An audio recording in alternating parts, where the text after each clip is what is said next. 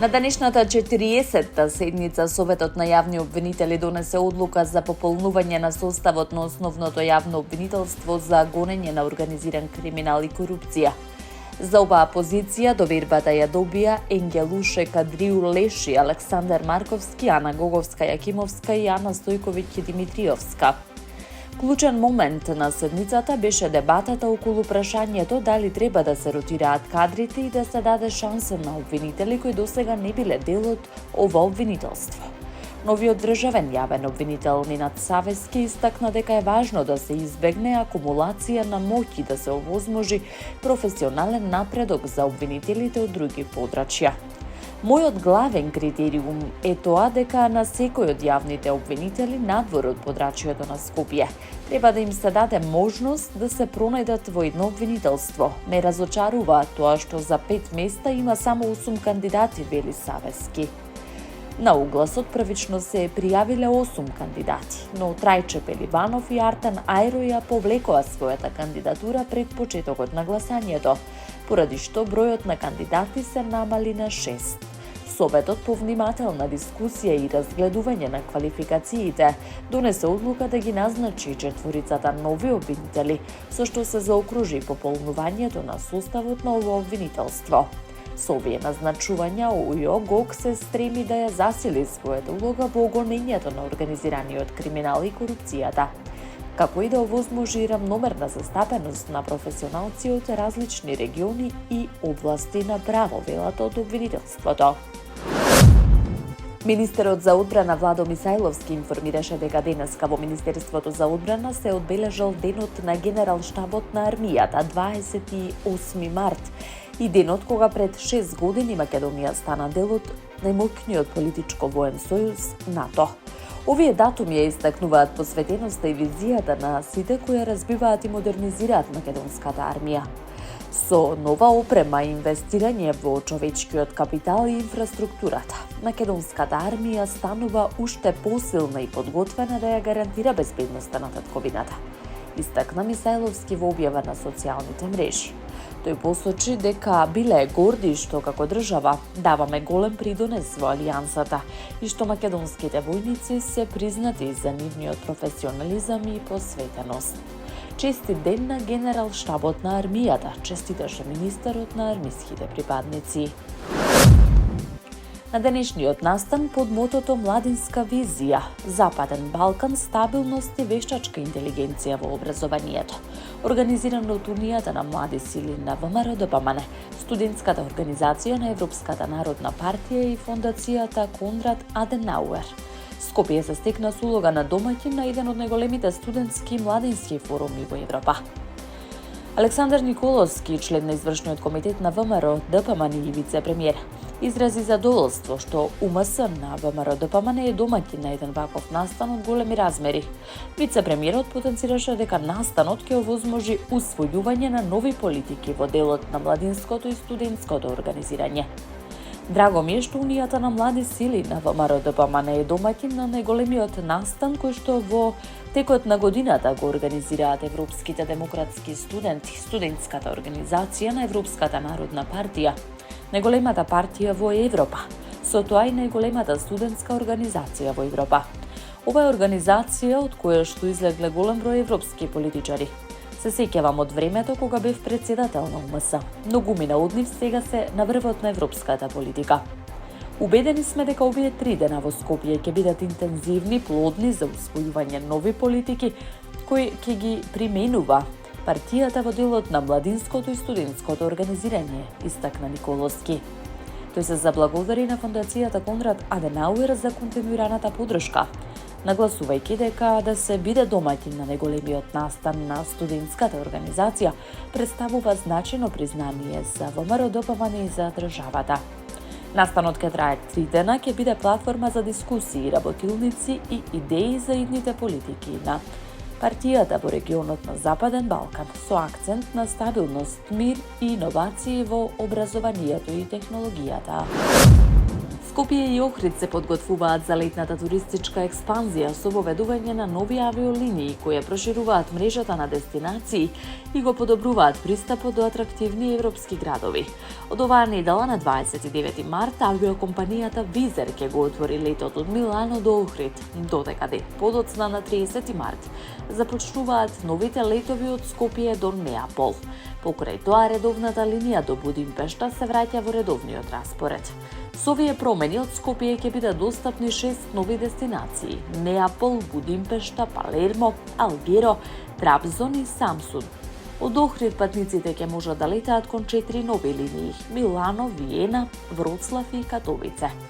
Неджат Курт, генерален директор на ТАФ Македонија, истакна дека воведувањето на овие 10 нови авиолинии е значаен чекор за подобрување на поврзаноста на земјата со Европа. Патниците добиваат повеќе опции за патување. Странските туристи ќе имаат полесен пристап до Македонија, што дополнително ќе го стимулира и дојдовниот туризам. Летниот распоред на летови за 2026 кој започнува во март и трае до крајот на октомври, ќе обезбеди вкупно 78 дестинации од Скопје преку 15 авиокомпании и 24 чартер летови. Од Охрид 8 авиокомпании ќе летаат до 17 дестинации, комбинирајќи редовни и сезонски линии. По воведувањето на линијата до Милано, во јуни се очекуваат летови од Вроцлав и Катовице, а од 17 мај Аустрија Нидерландски ги поврзе Охрид и Виена. ТАФ Македонија веќе забележа значителен пораст на патничкиот сообраќај. Во првите 2 месеци од оваа година, меѓународниот аеродром Скопје и аеродромот Свети Апостол Павле во Охрид пречекаа 539.474 патници, што представува раст од 31% во споредба со истиот период лани, додека бројот на летови се зголеми за 14%. Со овие нови авиолинии и растот на сообраќајот, македонските аеродроми се подготвени да ја поддржат летната туристичка сезона и да обезбедат полесна поврзаност со Европа. Во недела наутро во 2 часот стрелките на часовникот ќе се поместат 1 час напред, со што денот ќе стане поголем, а сонцето ќе заоѓа подоцна. Со ова практично започнува периодот на летно сметање на времето, кој ќе трае до последниот викенд во месец октомври. Вообичаено, кога стрелките се поместуваат нанапред, се вели дека спиеме 1 час помалку, бидејќи ноќта станува пократка. Целта на оваа промена од зимско кон летно сметање е обратно: подобро искористување на дневната светлина и намалување на потрошувачката на енергија. Сепак, прашањето за летното сметање на времето е предмет на дебата во Европа и пошироко. Во изминатите години повеќе земји повикаа и на негово укинување. Европската унија, поттикната од овие иницијативи, уште во 2016 започна постапка за утврдување единствено време, што би важело за сите држави на континентот, но до денес не е донесен конечен одговор. Причината за различните ставови е што дел од земјите се залагаат времето во текот на целата година да се мери според зимското сметање, додека други се за задржување на летното сметање како трајно решение. Граѓаните се советуваат да ја прилагодат својата рутина на промената на времето, да имаат предвид дека првите денови по поместувањето на стрелките може да се почувствува и мала промена во ритмот на спиењето. Силна бура проследена со налети на ветер што достигнуваат и над 100 км на час синоќа погоди голем дел од Словенија. Бурата собори дрвја, оштети покриви, оставил јадници и домаќинства без електрична енергија, додека надлежните служби апелираат до граѓаните да останат дома. Според информациите од Радио Телевизија Словенија, најтешко погодени се приморскиот и горенскиот регион.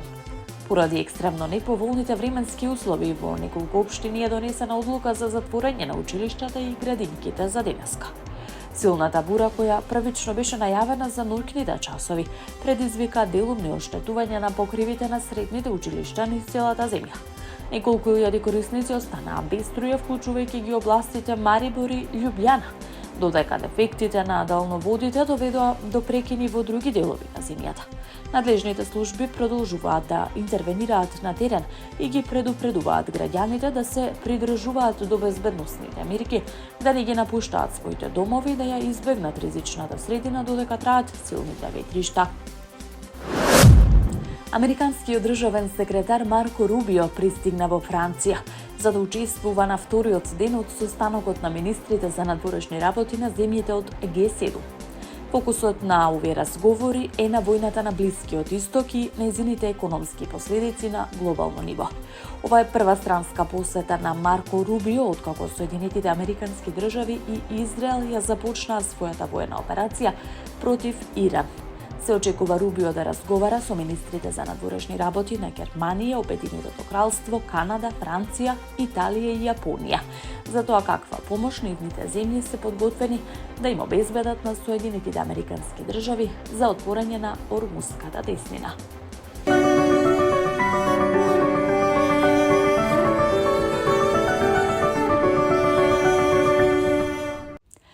Според Управата за хидрометеоролошки работи, времето денеска ќе биде облачно со повремени локални врнежи од дожд, кои на одделни места ќе бидат пообилни и ќе надминат 20 литри на метар квадратен.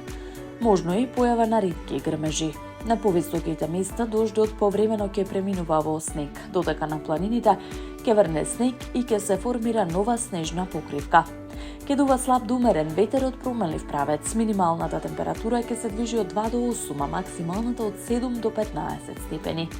Во Скопје ќе преовладува слично време, со повремени врнежи од дожд и услови за ретки грмежи во делови од котлината. Температурата ќе се движи од 5 до 13 степени. За време на викендот не очекува посвежо време, со повремени врнежи со слаб интензитет. Сабота ќе има услови за изолирани грмежи, а на повисоките места врнежите ќе бидат мешани, додека на планините ќе врне снег. Ќе дува умерен повремено засилен северен ветер, особено изразен дуж повардарието. В понеделник се очекува привремено стабилизирање на времето, а од вторник повторно нов бран врнежи.